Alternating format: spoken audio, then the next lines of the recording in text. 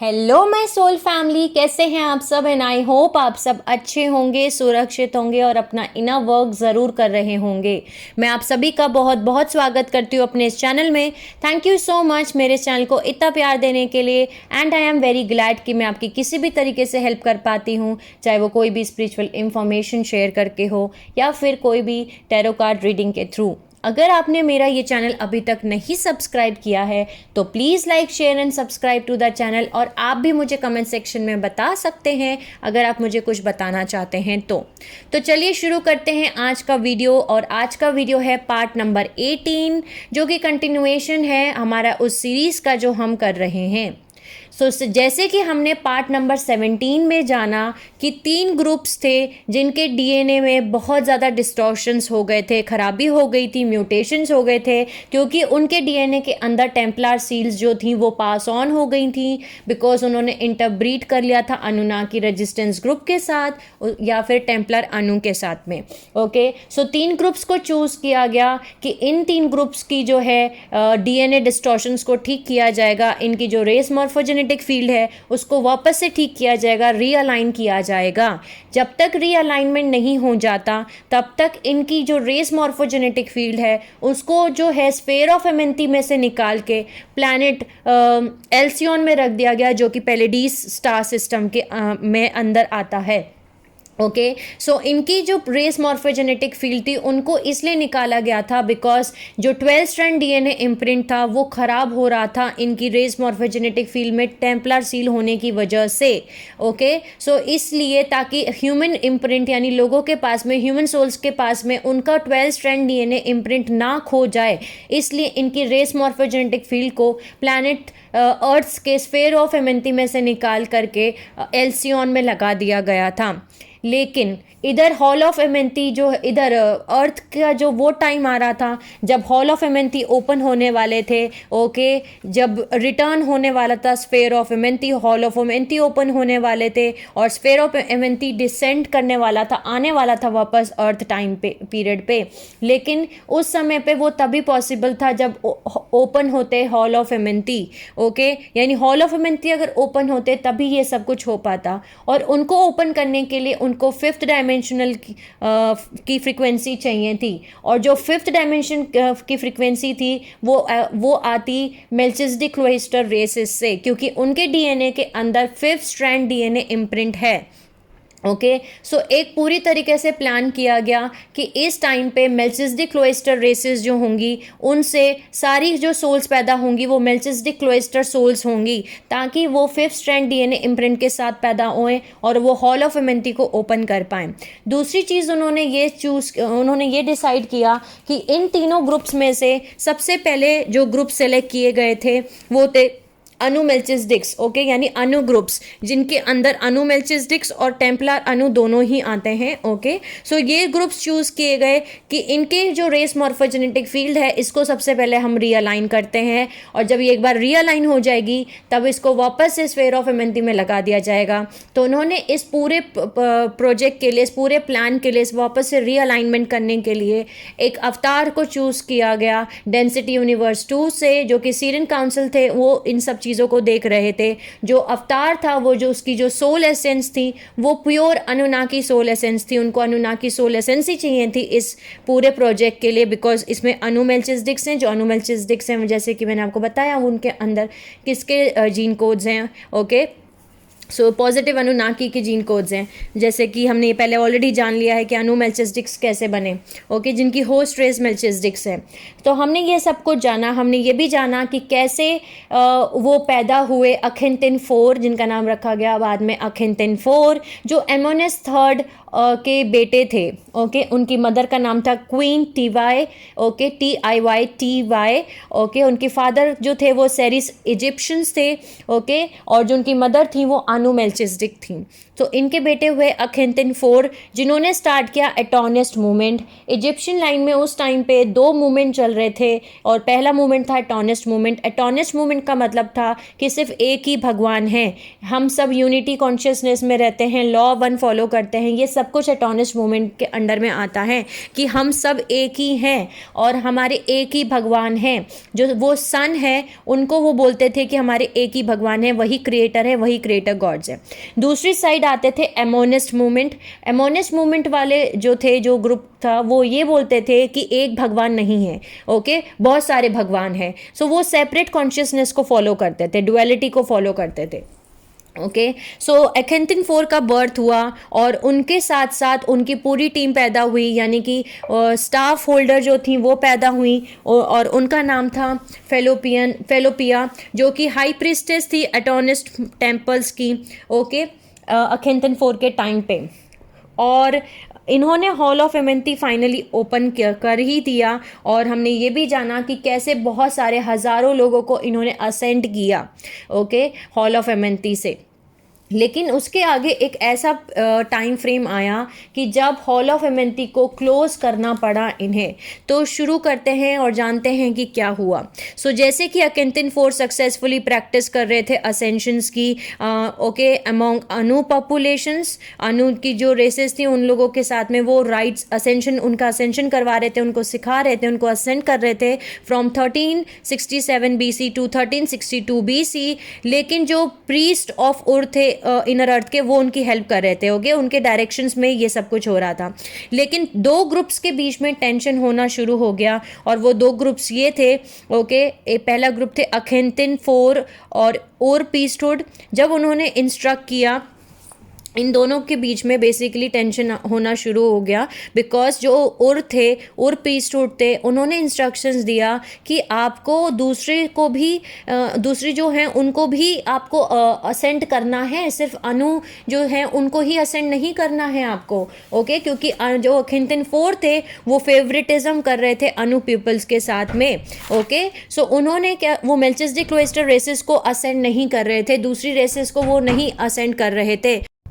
So priest of उर जो थे, प्रीस्टहुड ऑफ उर जो थे, उन्होंने बोला अखेंतिन 4 को कि आपको सिर्फ अनु लिनिएज को नहीं असेंड करना है, आपको सभी को असेंड करना है, ओके। मेल्चिसडिक क्लोइस्टर रेसेस जो हैं उनको भी आपको असेंड करना है। सो क्योंकि उनका जो ओरिजिनल सोल अग्रीमेंट था अखेंतिन 4 का, वो ये था कि उनको री एंटर करना था, जैसे मैंने आपको बताया कि उनको री एंटर करवाना था अनु मेल्चिसडिक मॉर्फोजेनेटिक फील्ड को वापस से स्फीयर ऑफ एमेंती में, और उनको ये भी देखना था कि हॉल ऑफ एमेंती ओपन हो, ओके। प्लस उनको ट्रेनिंग को और असेंशन को भी ओवरसी करना था, उनको देखना था कि सही से ट्रेनिंग चल रही है, कि सही से असेंशन चल रहा है, सभी इंडिविजुअल्स की जिनके जीन कोड्स, जिनके जेनेटिक कोड्स जो थे वो अलाउ, जिनके पास वो जीन कोड्स थे कि वो अलाउ हो सकते थे, वो पास कर सकते थे 5th डायमेंशनल फ्रीक्वेंसीज में और असेंड कर सकते थे प्लैनेट तारा में। यानी जिनके जीन कोड्स के अंदर 5th स्ट्रैंड डीएनए इम्प्रिंट था, उन सभी की उनको हेल्प करनी थी, उन सभी को उनको ट्रेनिंग देनी थी, उन सभी को उनको असेंशन करवाना था, ओके। सो जो सेरिस इजिप्शियंस थे और जो दूसरी रेसेस थी उनको कंसीडर्ड करना था उनको इक्वली इस प्रोसेस के लिए। लेकिन अखेंतिन 4 ने बिगिनिंग से ही बहुत ज़्यादा फेवरेटिज्म दिखाया टुवर्ड्स अनु पीपल, ओके। और एक इन दोनों ग्रुप के बीच में, यानी सेरिस इजिप्शियन लिनिएज और अनु ग्रुप्स जो थे, इनके बीच में एक तरीके का, एक ना चाहते हुए भी वो भेदभाव कर रहे थे, ओके, एक भेदभाव था। सो जो सेरिस इजिप्शियंस थे उनको वो असेंशन नहीं सिखा रहे थे, उनको वो ट्रेनिंग नहीं दे रहे थे, लेकिन जो अनु ग्रुप्स थे उनको वो प्रॉपर ट्रेनिंग दे रहे थे, उनकी तरफ वो फेवरेटिज्म कर रहे थे, ओके। सो जो प्रीस्ट ऑफ उर थे, ओके, वो गुस्सा ना हो जाएं इसलिए अखेंतिन 4 ने कुछ सेलेक्टेड सेरिस इजिप्शियंस को एंटर करवाया इनिशिएशन प्रोग्राम्स में, ओके। लेकिन सिस्टमैटिकली जब वो फाइनल स्टेजेस पे पहुंचते थे ट्रेनिंग के, तब वो सिस्टमैटिकली उनको ट्रेनिंग से बाहर निकाल देते थे, ओके। और जो प्रोग्राम की जो अपॉर्चुनिटी थी वो कंप्लीशन नहीं कर पाते थे वो, और असेंशन नहीं कर सकते थे, वो बोल देते थे कोई भी बहाना लगा के कि आपका असेंशन नहीं हो सकता, ओके। सो जो प्रीस्ट ऑफ उर थे, जो एलोहिम थे, और प्रीस्ट ऑफ उर जो थे और जो एलोहिम थे, उन्होंने एक ऑल्टरनेटिव प्लान बनाया, जिससे कि जो Melchizedek cloister keepers of the blue flame थे, जो मेल्चिसडिक क्लोइस्टर रेसेस उस समय पे पैदा हुई थी, वो थी keepers of the blue flame. अगर वही नहीं होती तो ये पूरा ओपन में नहीं हो पाता, ओके। लेकिन ये बात वो नहीं समझ रहे थे अखेंतिन 4। तो ये सारी सिचुएशन को देख के प्रीस्ट ऑफ ओर और एलोहिम ने एक और दूसरा प्लान बनाया, जिससे कि जो Melchizedek cloister keepers of the blue flame हैं वो भी असेंड कर पाएँ। ओके, सो उन्होंने एक स्ट्रेटेजिक पोजीशंस की, यानी कि उन्होंने क्या किया, कुछ मेल्चिसडिक क्लोइस्टर रेसेस को अखेंटिन 4 के इनर काउंसिल के अंदर जो है पोजीशन कर दिया, यानी उनको उनके अंदर ही, काउंसिल के अंदर ही लगा दिया, जिसकी वजह से उनको परमिशन मिली कि वो असेंशन राइट्स कर सकते हैं under the direction of priest of ओर, और अखेंटिन नॉलेज के बिना, और यानी अखेंटिन 4 को ये सब कुछ, ऐसा कुछ हो भी रहा है, उनको पता भी नहीं था। ओके, सो इधर एलोहिम और प्रीस्ट ऑफ ओर ने क्या किया कि उन्होंने कुछ मेल्चिसडिक क्लोइस्टर रेसेस को, जो अखेंटिन 4 की पूरी टीम थी, उनकी टीम के अंदर उन्होंने उनको प्लेस कर दिया और उनसे उन्होंने परमिशन निकलवा ली। ओके, यानी उन्होंने एक, मान के चलिए फॉर एग्जांपल, उन्होंने मंत्री की पोस्ट उनको दिलवा दी। ओके, अब इधर मंत्री ने साइन करके दे दिया कि ठीक है आप असेंशन कर सकते हो, ये रहे आपका लेटर, उन्होंने असेंशन दिलवा दिया, लेकिन ये लेटर दिलवा दिया, लेकिन अखेंटिन 4 को ऐसा कुछ भी अभी तक पता ही नहीं है कि कुछ ऑलरेडी लेटर जा चुका है, उनके पास परमिशन जा चुकी है। ओके, सो उनको इस बारे में कोई भी नॉलेज नहीं थी कि ऐसा कुछ हो रहा है। जो कीपर्स थे ऑफ द ब्लू फ्लेम, उनको हेड कर रहे थे प्राइमरी फ्लेम होल्डर। जो प्राइमरी फ्लेम होल्डर थी, ओके, जिसका नाम था फेलोपिया, एक औरत थी, वो एक वुमेन थी। जैसे कि मैंने आपको बताया, जो स्टाफ होल्डर होगी वो हमेशा एक फीमेल होंगी। ओके, सो जो प्राइमरी फ्लेम होल्डर थी, जो स्टाफ होल्डर थी, उनका नाम था फेलोपिया, जो कि बहुत हाई रैंक पे आती थी in the terms of high priestess. वो एक हाई प्रीस्टेस थी और बहुत हायर रिस्पेक्टेड वुमेन थी, जो एटोनिस टेम्पल्स की हाई प्रीस्टेस थी अखेंटिन 4 के टाइम फ्रेम पे। ओके, जो इनर और सर्कल था फ्लेम कीपर्स का, उसमें थे एक general harem hub. Okay, so general और हरेम हब जो थे वो हेड थे अखेंटिन 4 के स्ट्रेटेजिक आर्मीज ऑफ नॉर्थ, और वो हेड फिजिशियंस थे अखेंटिन कोड के। और उनके जो एक और जो सर्कल थे फ्लेम कीपर्स में, वो आते थे सेबतात। सेबतात उनके इलीगल हाफ भाई थे। ओके, यानी उनके बड़े भाई थे, हाफ ब्रदर थे, लेकिन वो इलीगल इलेजिटिमेट ओके वो भाई थे। और उनकी जो चौथी वाइफ थी, यानी अखेंटिन 4 की जो फोर्थ वाइफ थी, जिनको एंकी बोला गया है और उनको हिस्ट्री में किया के नाम से जाना गया है। सो ये थी उनकी पूरी बेसिकली इनर सर्कल, उनका पूरी एक टीम। ओके, अखेंटिन 4 की ये जो 4 नाम है, ये मैंने जो बताए हैं आपको, ये चारों नाम जो हैं, ये इनको आप अच्छे से याद रखिएगा। ओके, सबसे पहले फेलोफिया, जो एक प्राइमरी ब्लू फ्लेम होल्डर थी, स्टाफ होल्डर थी, जो कि हाई प्रीस्टेस थी। ओके, दूसरे जनरल हरेम हब, ओके, जो कि हेड थे, ओके, अखेंटिन 4 के स्ट्रेटेजिक आर्मीज ऑफ द नॉर्थ, और वो हेड फिजिशियन थे अखेंटिन कोर्ट के। फिर उसके बाद में उनके भाई सेबेतौत, जो कि उनके बड़े भाई थे लेकिन उनके इलीगल भाई थे वो। ओके, फिर उनकी अखेंटिन 4 की फोर्थ वाइफ, चौथी बीवी उनकी, जो कि एंकी थी, जिनको किया के नाम से जाना गया था। ओके, ये सभी जो थे, ये थे तो अखेंटिन 4 के इनर सर्कल में, लेकिन ये हेल्प कर रहे थे एलोहिम को कि ताकि वो असेंशन कर सकें रात में।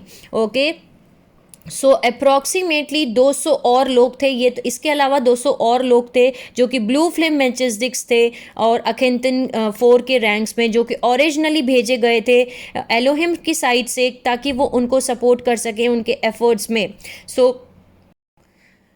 सो ब्लू फ्लेम मेल्चिसडिक्स क्लोइस्टर रेसेस जो थी, ओके, ब्लू फ्लेम होल्डर्स जो पूरा keepers of the blue flame थे, जो ब्लू फ्लेम मेल्चिसडिक्स थे, उनको हेल्प किया जा रहा था बाय द एलोहिम कि वो रात में अपना असेंशन कर सकते थे बाय यूजिंग एक alternative portal passage to great pyramid of Giza. यानी कि उन्होंने एक ऑल्टरनेटिव रूट निकाल लिया था। ओके, और जो keepers of the blue flame थे, उनको वहाँ से नहीं निकलना पड़ रहा था जहाँ से इनर अर्थ के पोर्शंस आते हैं, जहाँ पे अखेंटिन 4 अपना असेंशन कंडक्ट करवाते हैं। तो दोनों ग्रुप्स जो थे वो असेंशन कॉन्ट्रैक्ट पूरा कर सकते हैं। और यहाँ पे जो keepers of the blue flame है वो क्वालिफाइड किया उन्होंने, और जो सेरिस इजिप्शियंस और दूसरे थे वो आर्क ऑफ द कवर्नेंट पे, गीज़ा पे सक्सेसफुली असेंड कर पाए सेवरल 100 इंडिविजुअल्स। ओके, सिर्फ खाली अनु ग्रुप्स ही नहीं, सेरिस इजिप्शियंस भी जो हैं, ओके, जो दूसरे ब्लू फ्लेम होल्डर्स थे, ब्लू फ्लेम मेल्चिसडिक होल्डर्स थे, ये सभी के सभी असेंड कर पाए। हंड्रेड्स, हज़ारों जो थे वो असेंड कर पाए, अपना अपना असेंशन कॉन्ट्रैक्ट पूरा कर पाए। लेकिन 1362 BC में कुछ ऐसा हुआ कि ये हॉल ऑफ एमेंती जो है वो ओपन हो गया, क्लोज हो गया, सॉरी। ओके, सो हुआ क्या कि अखेंतिन जो 4 जो थे उनको पता चल गया कि जो ब्लू फ्लेम है, keepers of the blue flame है, वो जो है असेंशन कर रहे हैं दूसरे पोर्टल्स को यूज करके। ओके, सो उन्होंने अखेंतिन 4 ने जो है इनके जो मेंबर्स थे, जो आइडेंटिफाइड मेंबर्स थे जिनको वो आइडेंटिफाई कर सकते थे, पहचान सकते थे, उन्होंने उनको चार्ज लगा दिए उनके ऊपर कि आपके ऊपर देशद्रोह का आरोप लगाया जाता है और आपको मौत की सज़ा सुनाई जाती है। ओके, तो उनको मौत की सज़ा सुनाई गई और उनके ऊपर देशद्रोह का आरोप लगाया गया और इनको भेज दिया गया मरने के लिए, मारने के लिए। इसमें थी उनकी 4th वाइफ एंकी। ओके, उनकी खुद की बीवी जो उनकी 4थी वाइफ थी एंकी, उनके भाई जो हाफ ब्रदर थे, जो बड़े भाई थे सेबतात। ओके, इन दोनों को भेज दिया गया था क्योंकि बाकियों को नहीं, उनको बाकियों के नाम नहीं पता चले। ओके, इनमें से उनको सिर्फ ये पता चला कि एक उनकी बीवी है और एक उनका बड़ा भाई है सेबतात, जो उनका इलीगल भाई है। ये 2 हैं जो इसको चार्ज, इस पूरे प्रोसेस को कर रहे हैं। तो इन दोनों को उन्होंने, इनको सज़ा सुनाई और इनको भेज दिया गया इनकी सज़ा दिलवाने के लिए। जब इनको भेजा गया सज़ा दिलवाने के लिए तो एलोहिम आए और एलोहिम ने इनकी मदद की और इन दोनों को वो निकाल करके जो है दूसरी जगह ले गए जहाँ पे उनको प्रोटेक्शन में रखा गया, under the select groups of सेरिस Egyptian priest. जो कुछ सेरिस इजिप्शियन प्रीस्ट थे, सिलेक्टेड सेरिस इजिप्शियन प्रीस्ट थे, उन्होंने अपनी प्रोटेक्शन के अंदर इन दोनों को रखा, जहाँ पे सिर्फ परमिशन थी। ओके, जिनको परमिट किया गया था कि वो सीक्रेट्स ऑफ एमेंती को जान सकते हैं, वो हॉल ऑफ एमेंती के जो सीक्रेट्स है, असेंशन चल रहा है, ये सब कुछ चल रहा है, वो उनको जान सकते हैं। उनकी प्रोटेक्शन में इन दोनों को रख दिया गया। जो अखेंतिन 4 की जो 4थी बीवी थी एंकी, उन्होंने एक बेटे को जन्म दिया। ओके, जो अखेंतिन 4 के बेटे थे इन 1363 BC, और इस बच्चे को बाद में सीक्रेटली गीज़ा ले जाया गया, उनकी मम्मी ले गई और दूसरे अदर कीपर्स जो थे ब्लू फ्लेम के वो ले गए। जो जनरल हरेहप थे वो भी मिले हुए हैं keepers of the blue flame से। ये अभी तक अखेंतिन 4 को डिस्कवर नहीं कर पाए थे। अखेंतिन 4 को नहीं पता चला था कि इस पूरे असेंशन प्रोसेस में जनरल हरेहप भी मिले हुए हैं। सो वो वहीं पे उनके साथ में काम कर रहे थे। अखेंतिन 4 जो उनकी जो पूरी टीम थी उनके साथ ही काम कर रहे थे। ओके, कि और वो वहाँ पे अखेंतिन 4 को समझा रहे थे, उनका गुस्सा शांत करवा रहे थे। जिनको वो देशद्रोह समझ लिया था अखेंतिन 4 ने कि ये देशद्रोह है, उनका गुस्सा शांत करवा रहे थे। लेकिन 1362 BC में जब उनके बेटे को ले जाया गया, अखेंतिन 4 के बच्चे को ले जाया गया फ्रॉम अखेंटन टू गीज़ा, एक फाइनल कन्फ्रंटेशन हुआ, यानी कि एक आखिरी बार ये दोनों ग्रुप्स आमने सामने आए, जो कि 2 ग्रुप्स थे, अखेंतिन 4 और दूसरा ग्रुप था keepers of the blue flame.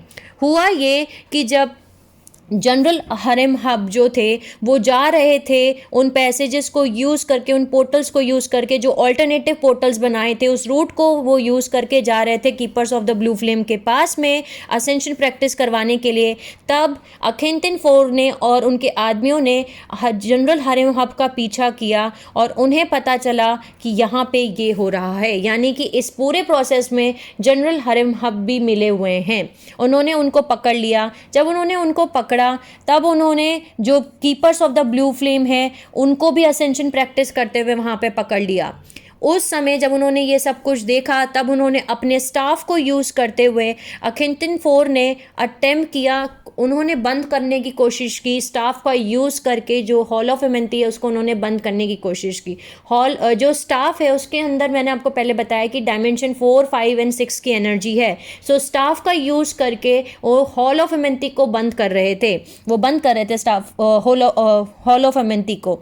जो फ्लेम होल्डर थी, यानी कि फ्लेम होल्डर कौन थी, हमारी फेलोपिया। ओके, जो फेलोपिया थी उन्होंने क्या किया, उन्होंने सारी डायमेंशन 5 की जो फ्रीक्वेंसीज थी जो उनकी बॉडी में थी, ठीक है, उन्होंने वो सारी ट्रांसमिट कर दी, ट्रांसफ़र कर दी जो है एंकी में। एंकी जो उनकी 4th वाइफ थी, उन्होंने उनकी बॉडी के अंदर डायमेंशन 5 की फ्रीक्वेंसीज को भेज दिया, ठीक है, बिकॉज वो स्टाफ हैं, वो स्टाफ होल्डर हैं। सो जैसे मैंने आपको बताया स्टाफ होल्डर जो है एक फीमेल होंगी तो उनके अंदर भी 5th डायमेंशनल फ्रीक्वेंसीज थी, जो उनकी बॉडी के अंदर 5th डायमेंशनल फ्रीक्वेंसीज थी वो उन्होंने ट्रांसफ़र कर दी, ट्रांसमिट कर दी।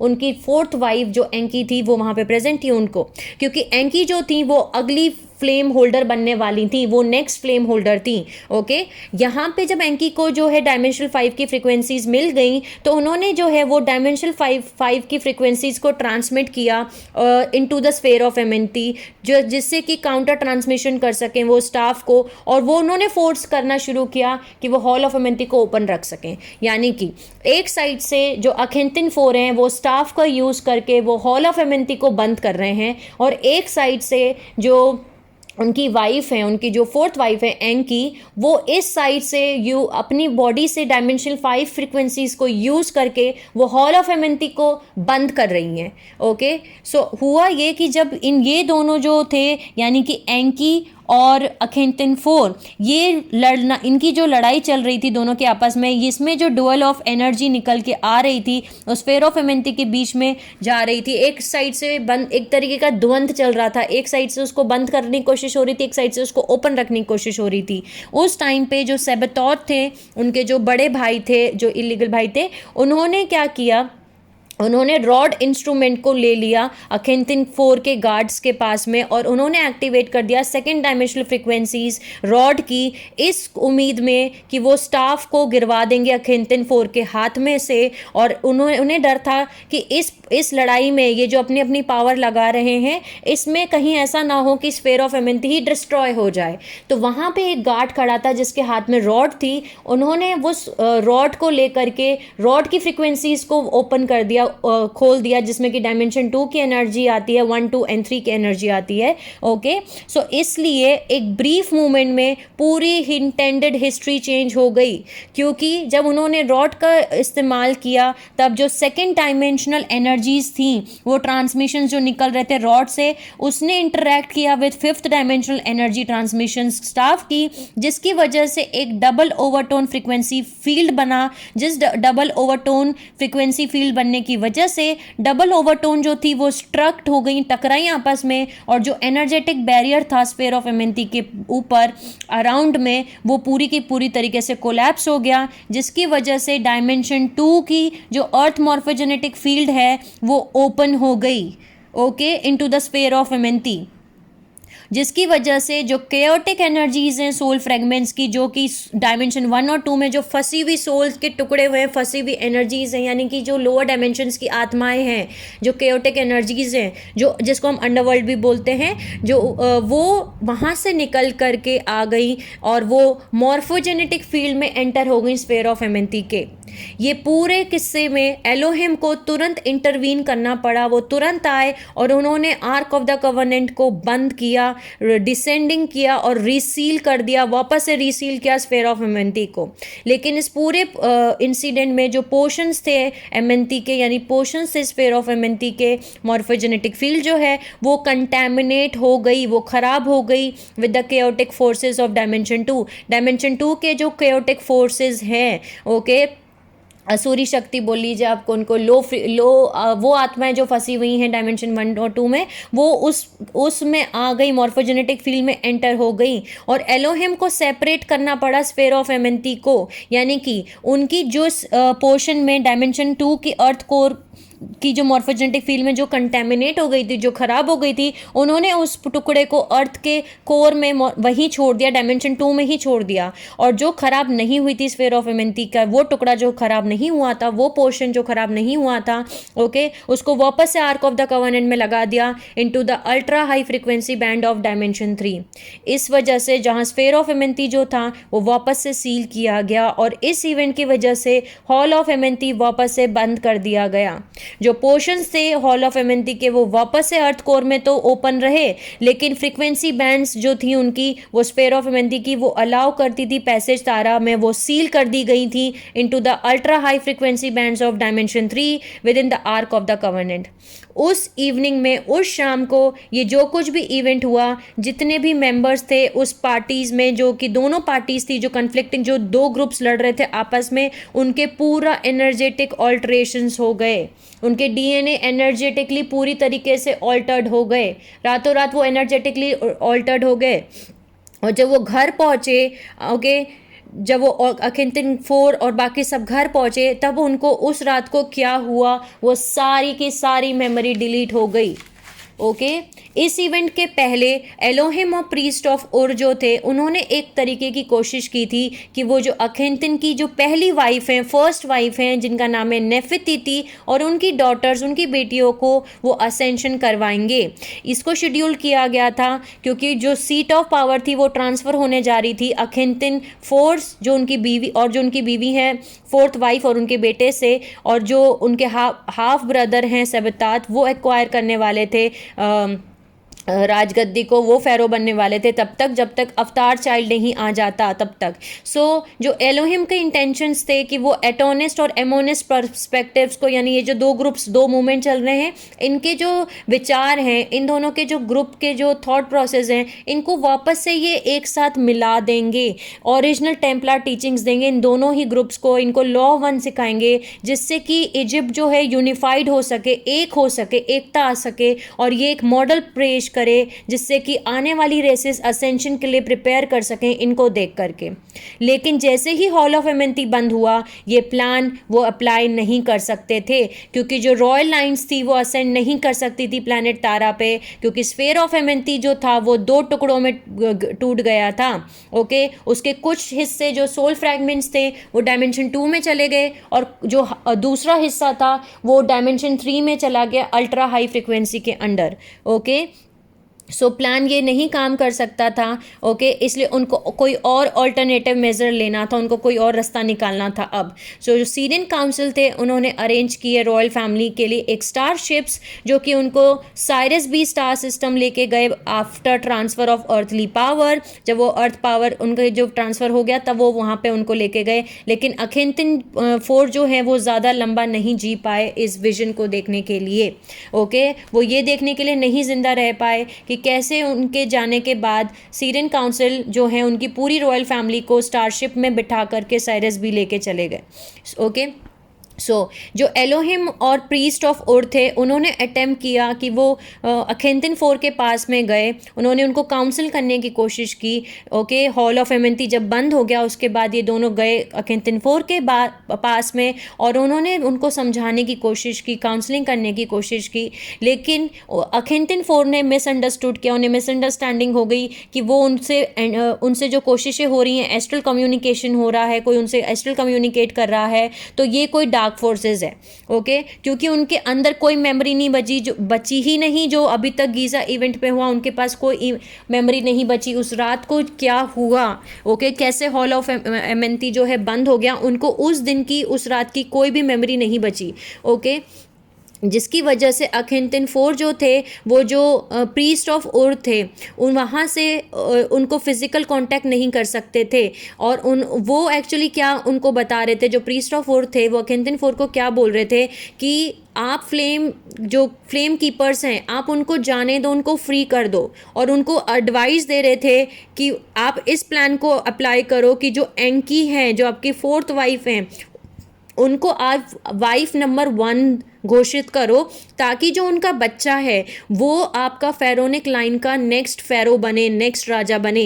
ओके, क्योंकि अगर वो बनता है तो फटाफट से वो असेंशन शुरू कर सकते हैं वापस से। लेकिन इवेंट्स इतना जंबल ऑफ कन्फ्यूजन क्रिएट किया अखेंतिन 4 की लाइफ में कि उनको डर लगने लगा हर एक कदम पे कि हर कोई देशद्रोह है, हर कोई धोखा दे रहा है, उनको किसी पे भी ट्रस्ट नहीं रहा, जिसकी वजह से उन्होंने डिसरिगार्ड किया उन रिक्वेस्ट को जो प्रीस्ट ऑफ उर उनके साथ कर रहे थे, और उन्होंने असेंशन प्रोसेस को रोक दिया गया। ओके, उन्होंने उनको मना किया था कि अभी असेंशन प्रोसेसेस मत करो, अभी असेंशन प्रोसेस को रोक दो, फिलहाल ये करो कि जो एंकी है उनको जो है अपनी फर्स्ट वाइफ घोषित करो, और ताकि उनका बेटा, जो उनके बच्चे हैं वो जो हैं फेरोलाइन बने। ओके, और जो फ्लेम कीपर्स हैं उनको आप अभी आज़ाद छोड़ दो, उनको फ्री कर दो, इस समय असेंशन प्रैक्टिसेस मत करो। ओके, क्योंकि ये रिक्वेस्ट जो दी गई थी वो अच्छे वे में दी गई थी, पॉजिटिव वे में दी गई थी कि वो ये बंद कर दें, बिकॉज वो कोशिश कर रहे थे, जो उनकी जो असेंड करने की कोशिश थी थ्रू स्फीयर ऑफ एमेंथी जो है वो अब नहीं हो सकती थी, क्योंकि अगर वो कोशिश भी करते तो क्या होता, बिकॉज स्फीयर ऑफ एमेंथी जो था वो 2 टुकड़ों में टूट गया था। एक जो था वो जहाँ पे वो उनके जो सोल्स एसेंस थे उसके टुकड़े हो गए थे डायमेंशन 2 में। ओके, और जो उनका अपर पोर्शन था वो डायमेंशन 3 में था। सो अब आप समझिए कि उन्होंने पिन पॉइंट किया अनु को कि वो मैनिपुलेशन अटेम्प्ट्स कर रहे हैं। प्रीस्ट ऑफ उर जो हैं वो जो हैं हमें भड़काने की कोशिश कर रहे हैं, हमें मैनिपुलेट कर रहे हैं, हमें धोखा देने जा रहे हैं। ऐसा अखिंतन 4 ने अपने ग्रुप्स को समझा दिया, अनु ग्रुप्स को। ओके, और अखिंतन 4 ने वापस से स्टाफ का यूज़ किया, अपना ऑल्टरनेटिव पोर्टल रूट जो था गीज़ा का, उन्होंने उसको यूज़ किया और उन्होंने वापस से अपने ग्रुप को असेंड करना शुरू कर दिया। उन्हें पोर्टल्स के थ्रू उन्हें ये रियलाइज़ नहीं हो रहा था कि वो उनको असेंशन नहीं करवा रहे हैं, वो उनको असेंड नहीं करवा रहे हैं, बल्कि उनकी सोल्स को वो फ्रेगमेंट कर रहे हैं, उसके टुकड़े टुकड़े हो रहे हैं, फ्रेगमेंटेशन हो रहा है, उनका सोल फ्रेगमेंटेशन हो रहा है।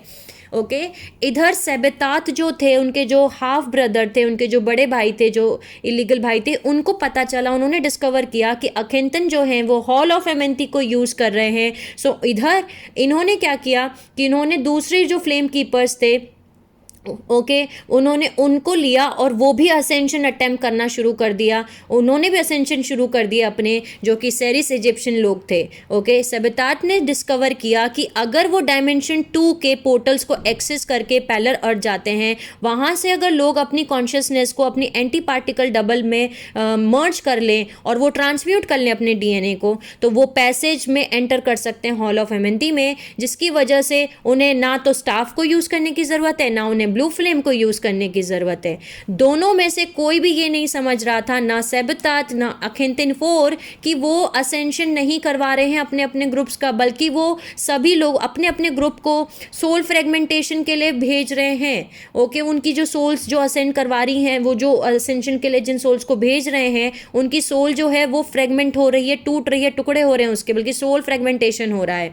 और दोनों ही सेबेतात और अखिंतन 4 वो ये सोच रहे थे कि वो तो अपने अपने ग्रुप को हेल्प कर रहे हैं, अपने अपने लोगों को हेल्प कर रहे हैं, क्योंकि जो है एक दूसरे को वो जो है वो हेल्प नहीं करना चाहते। ओके, अखिंतन 4 इस ग्रुप को हेल्प नहीं करना चाहते हैं और सेबेतात इस वजह से गुस्सा थे कि वो सिर्फ उनको ही हेल्प कर रहे हैं, इसलिए उन्होंने अपने अपने ग्रुप को ये असेंशन करवाना शुरू कर दिया, मना करने के बाद भी कि ऐसा मत करना, क्योंकि इस समय स्फीयर ऑफ एमेंथी के 2 टुकड़े हो चुके हैं, लेकिन उस रात की उनको मेमोरीज नहीं थी।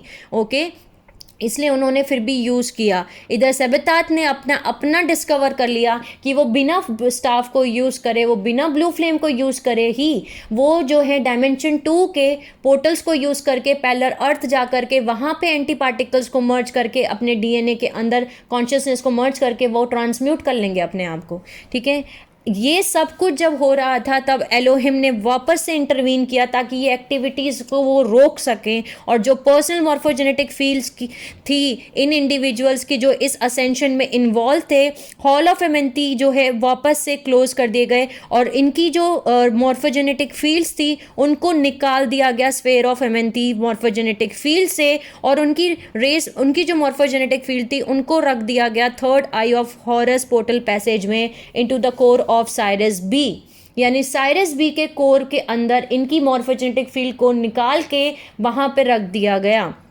अंडर द टेम्पलार एक्सेल सील, और यहाँ लगाई गई इन पे सेकेंड सील जो हमने पहले डिस्कस की है कि इनके ऊपर टेम्पलार सील लगाई गई थी। ये था वो इवेंट जिसके बाद उनके ऊपर टेम्पलार सील लगाई गई थी। ओके, ये वो ग्रुप था। इस ग्रुप में जो भी इंक्लूड थे, इस ग्रुप में लगभग 1000 लोग थे इंक्लूड, जो कि जिनको अलाउड किया गया असेंड करने के लिए तारा में एज सोल एसेंस, जब हॉल ऑफ एमेंथी को वापस से रीओपन कराया गया। जब वो एक बार वहाँ पहुँचे तब उन्हें रिपीटेडली यानी वापस से इनकारनेट होना पड़ा अर्थ पे, जब तक वो पूरा अपना जो असेंबलिंग है सोल एसेंस के जो टुकड़े हो गए हैं वो वापस से इकट्ठा ना कर लें। जो सोल एसेंस के टुकड़े हुए थे उनके डायमेंशन 2 में एलिमेंटल किंगडम में, यहाँ पे अखेंतन और उनके हाफ ब्रदर सेबेतात और जो दूसरे क्लोइस्टर मेल्चिसडिक क्लोइस्टर रेसेस थे और इजिप्शियन सेरिस इजिप्शियन लिनिएज थी, उनको उनके अंदर जो है टेम्पलार सील्स लगा दी गई। इस सील के बाद वापस से ये सील लगाने का रीज़न ये था ताकि प्रोटेक्टिव मेजर्स लिए जाएं, वो इंश्योर किया जाए कि जो बचे हुए पोर्शन है स्फीयर ऑफ एमेंथी के वो कॉम्प्रोमाइज़ ना हो सकें, वो मिसअलाइन ना हो डायमेंशन 2 की एनर्जी से। बट अनफॉर्चुनेटली ये generation to generation in lineage से पोर्शंस जो थे टेम्पलर एक्सलसील के वो पास ऑन होते चले गए इन रेशियल फैमिलीज से दूसरी जनरेशन, फिर दूसरी जनरेशन से दूसरी जनरेशन। ओके, और ये जो टेम्पलर सील्स थे वो इसलिए लगाए गए थे ताकि डिस्टॉर्शंस ना कर सकें वो स्फेयर ऑफ एमेंथी में, और इस वजह अगर डिस्टॉर्शंस हो जाएंगे स्फेयर ऑफ एमेंथी में तो वो रियलाइन नहीं कर पाएंगे 12 स्ट्रैंड डीएनए इम्प्रिंट, और कोई भी असेंड नहीं कर पाएगा फिर हॉल ऑफ एमेंथी में से। ओके, और यहाँ पे इस इवेंट के बाद में अखेंतिन 4 जो थे उन्हें इतना ज़्यादा कन्फ्यूजन हो रहा था, वो कन्फ्यूजन से सफ़र कर रहे थे, और इन सारे इवेंट्स में उन्हें इतना कन्फ्यूजन हुआ, उन्हें कुछ समझ में ही नहीं आ रहा था। इस वजह से उनका डिसइंटरेस्ट शुरू हो गया, यानी कि जो उनका इजिप्ट टाइम पे उनका जो फेरोलिक लाइन चल रहा था, राजगद्दी, वो राज फेरो थे, जो किंगडम था उनका, उस पर कोई ध्यान नहीं था, क्योंकि उनको ये इवेंट समझ में ही नहीं आ रहे थे कि हो क्या रहा है। ओके, और उन्होंने अपना अटेंशन पूरी तरीके से अपनी पोजीशन अपने बच्चे को दे दी, अपने बेटे को दे दी, और उन्होंने डिक्लेयर कर दिया कि अब जो है मेरा बेटा जो होगा नेक्स्ट फेरो बनेगा मेरे बाद इस थ्रोन का, इस गद्दी का। इस पॉइंट पे कॉन्स्पिरेशन प्लान्स बन गए थे कि वो अखेंतिन 4 को पावर से हटा देंगे, ठीक है, क्योंकि और इस प्लान को बनाने के लिए प्राइमरी जिसने ये प्लान बनाया था वो थे उनके अंकल, जिसको हम बोलते हैं चाचा हिंदी में, यानी कि उनके पापा के छोटे भाई। ओके, एमोनिस थर्ड के जो छोटे भाई थे, जो अखेंतिन 4 के अंकल थे, उन्होंने ये प्लान बनाया कि अखेंतिन 4 को ही पावर से हटा देंगे।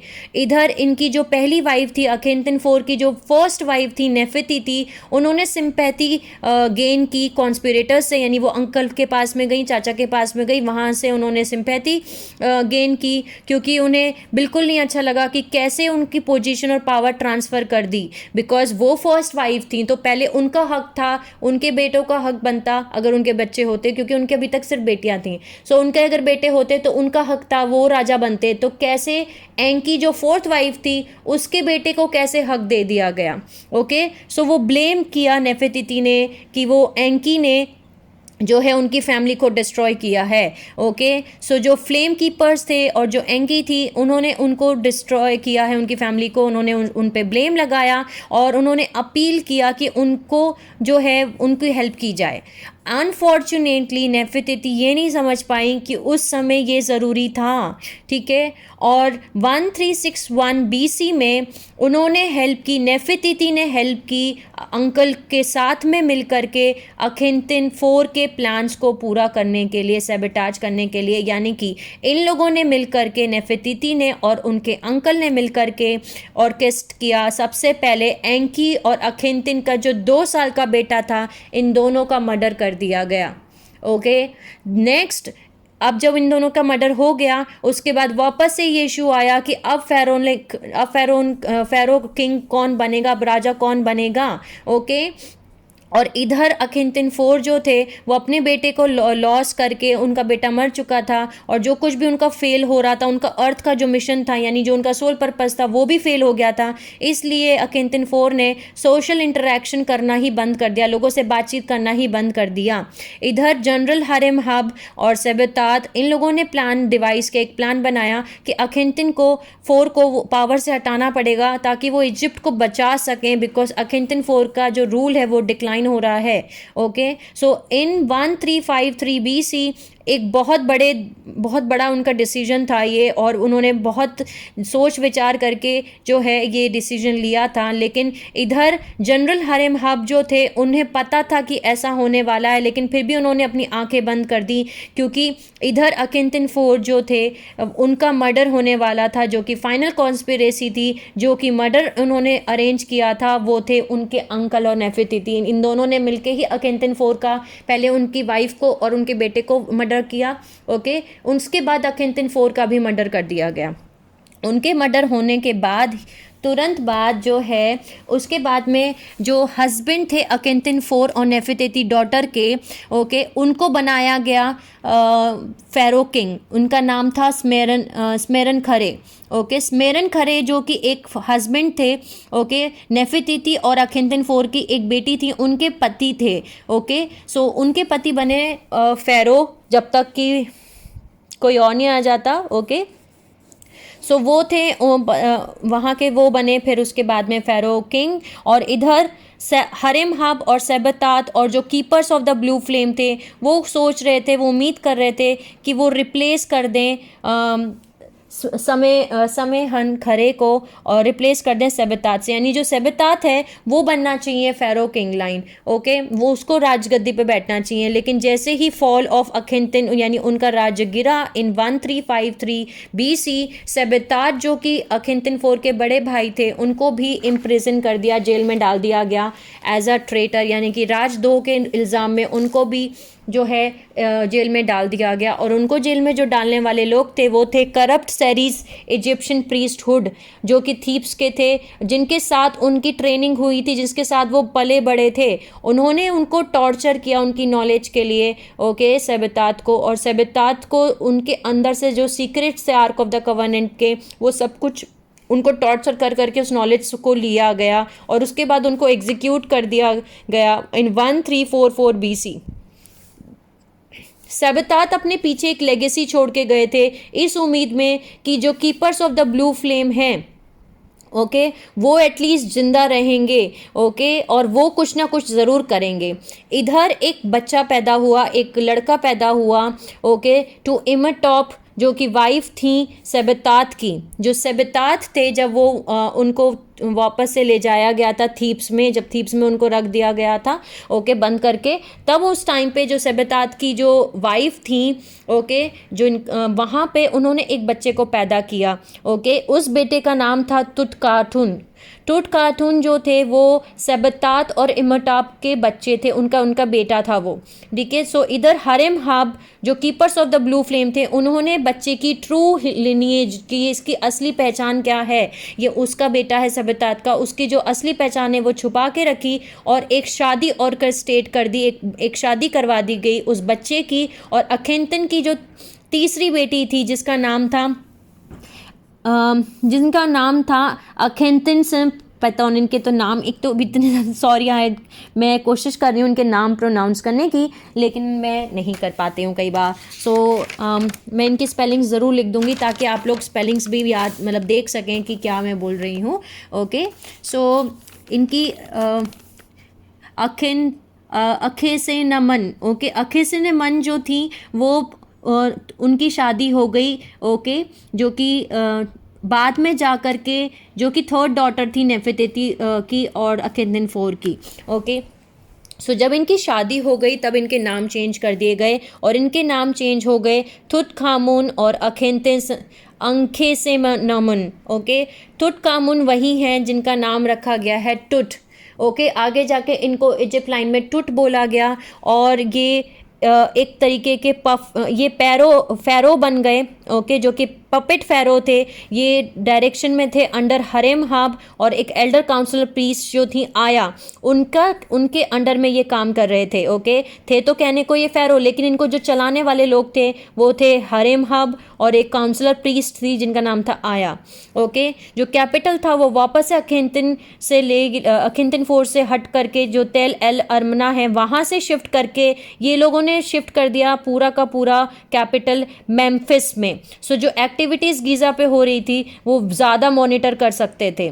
ओरिजिनली हरेम हब का इंटेंशन ये था कि वो अपना कमिटमेंट रखेंगे as keepers of the blue flames के साथ में, लेकिन इसके लिए उनको ज़रूरत थी स्लो और स्टीडी इंटीग्रेशंस की, उन सारी बिलीफ सिस्टम्स को करने की जो कि वो दोनों ग्रुप्स के बीच में करना चाहते थे, एमोनिस्ट और एंटोनिस्ट पीपल के बीच में। धीरे धीरे करके उनके बिलीफ सिस्टम्स को इकट्ठा करना था, जोड़ना था।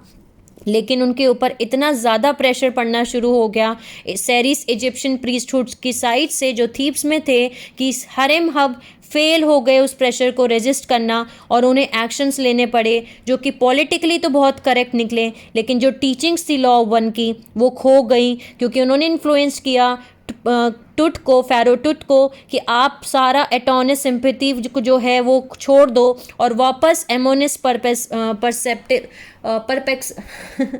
परसेप्टिव्स पे आ जाओ, ओके। सो बेसिकली उन्होंने उनको ये बोला कि आप एमोनिस्ट मूवमेंट जो है उनका जो पर्सपेक्टिव्स है, ओके, उनको फॉलो करो। यानी कि भगवान एक नहीं होता, बहुत सारे भगवान हैं, ओके, इसी चीज़ को मानो, ओके। जो एक भगवान की जो बात है वो उसको आप भूल जाओ, ओके। उन्होंने अपनी लॉयल्टी जो है वो रखी keepers of the blue flames के लिए, ओके। सो लेकिन उन्होंने ये उनसे करवाया। लेकिन इधर तुतखामुन यानी तुत जो हैं उन्होंने अटेम्प्ट किया रजिस्ट करना हरेमहब कैंपेन को। इन 1331 BC जब 17 साल के फ़ैरो तुतखामुन जो बीमार थे, उस समय जो हरेमहब के एडवाइज़र था उसने अपने हाथ में ये मैटर लिया और उन्होंने उसको पॉइजन दे दिया, जहर दे दिया तुतखामुन को। और इस वजह से, जहर की वजह से 17 साल की उम्र में फ़ैरो तुतखामुन की डेथ हो गई, वो मर गए, जिसकी वजह से जो प्राइमरी ऑब्स्टिकल था वो हट गया। अब हरेमहब का नया डायरेक्शन आ सकता था और 9 साल का जो उनका राज था वो ख़त्म हुआ।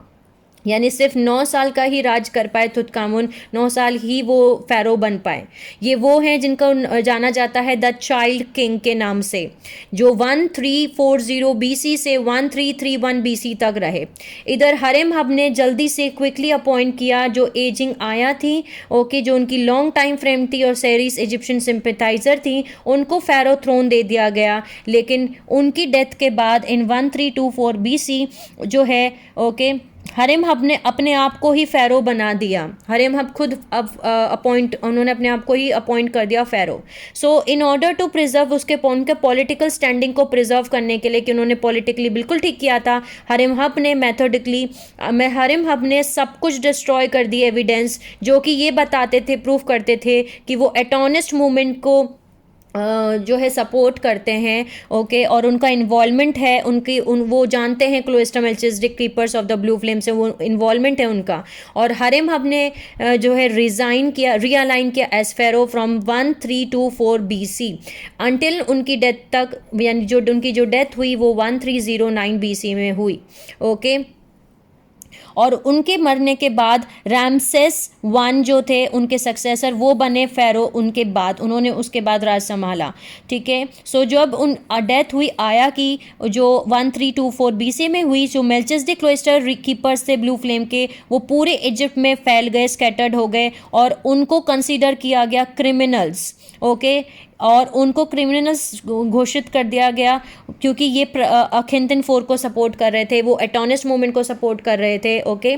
और कुछ को रिफ्यूज कर दिया गया सीक्रेट रैंक्स में, सेरिस प्रीस्ट के साथ में, गीज़ा में, जो आज भी काम कर रहे हैं उनके साथ में, ओके। सो जो 1309 BC के जो एलोहिम के प्लान्स थे कि वो हॉल ऑफ अमेंती को ओपन करेंगे और रेसिस को प्रिपेयर करेंगे, एक मास असेंशन वेव शुरू होगा 2017 में, वो लॉस्ट हो गया बिकॉज जो केओस हुए अखिंतन 4 के रूल्स के अंदर, वो अब आप सभी को पता है, ठीक है। लेकिन अखिंतन 4 ने अपना एक सोल पर्पस पूरा किया था, जो अल्टीमेटली जिसमें उनको सक्सेस मिली थी कि वो जो अनु पीपल थे, यानी कि अनु मेल्चिसडिक्स और टेम्पलर अनु जो थे, इनकी जो रेस मॉर्फोजेनेटिक फील्ड थी, उन्होंने उसको वापस से स्फीयर ऑफ एमेंटी में री एंटर करवा दिया था, जिसकी वजह से बहुत सारे जो लोग थे वो असेंशन कर पाए थे, ओके। और उन्होंने जो है अपने पीछे जो है बहुत सारे लोगों को इक्वली जो है उस टाइम तक तो बेसिकली असेंशन करवाया अपने टाइम फ्रेम में। इधर हॉल ऑफ एमेंती क्लोज हो गए, स्फीयर ऑफ एमेंती 2 टुकड़ों में हो गया, जो पार्ट जिसमें रेस मॉर्फोजेनेटिक फील्ड के अंदर केओटिक फोर्सेस थी with in the dimension 2 earth core, और दूसरा पार्ट जो क्वारंटाइन था अल्ट्रा हाई फ्रिक्वेंसी बैंड्स में 3rd डायमेंशन के। आर्क ऑफ द कवेनेंट वापस से सील हो गया, फ्रीक्वेंसी फेंस लग गई, ओके, जिसकी वजह से स्फीयर ऑफ एमेंती जो था वो डिसेंडिंग हो रहा था आर्क से, वो उसको वापस से प्लेस किया गया। और जब तुतखामुन की डेथ हो गई, यानी किंग फ़ैरो तुत जब मर गए 1331 BC में, तब एलोहिम और प्रीस्ट ऑफ उर उन्हें बहुत ज़्यादा बुरा लगा, दुख पहुँचे, वो डिसहार्टेंड हो गए, दुखी हो गए, बिकॉज एक ह्यूमन एलिमेंट के एरर की वजह से क्या क्या नहीं हो गया। और इस वजह से उन्होंने जो आर्क ऑफ द कवेनेंट की जो गार्जियनशिप थी उसको उन्होंने इजिप्शियन हैंड से ले लिया, यानी पहले जो इजिप्शियन के लोगों के पास में उनको आर्क ऑफ द कवेनेंट का गार्जियन बनाया था, उन्होंने वो गार्जियनशिप उनके हाथ से ले ली। अब आर्क ऑफ द कवेनेंट को प्लेस किया गया under the protection of Hebrew cloister races, और उनको सुपरविजन किया जा रहा था under the blue flame Melchizedeks और रॉड और स्टाफ को भी डीएक्टिवेट कर दिया गया और उनको भी एंटर कर दिया गया into the portal of inner earth, जहाँ से वो सभी रेसेस से दूर रह सके, सरफेस कल्चर्स पे वो यूज ना कर सके। ओके, सो यहाँ पे मैं ये वीडियो आई थिंक मुझे पॉज करना चाहिए, नहीं थोड़ा सा मैं आपको इसका एक्चुअली इजिप्ट जो पूरा टाइम फ्रेम है ये हम कंप्लीट कर देते हैं या फिर हम नेक्स्ट पार्ट में कंप्लीट करेंगे। ओके, सो नेक्स्ट पार्ट में हम इसको कंप्लीट करेंगे, काफ़ी सारा अभी बाकी है। सो नेक्स्ट पार्ट में हम कंप्लीट करेंगे जहाँ पे हम मुस्लिम। ओके, सो इसके आगे हम जानेंगे आगे के पार्ट्स में। ओके, तब तक के लिए take care of yourself and sending you lots of love and healing and happy energies to all my soul family. Take care of yourself and see you soon.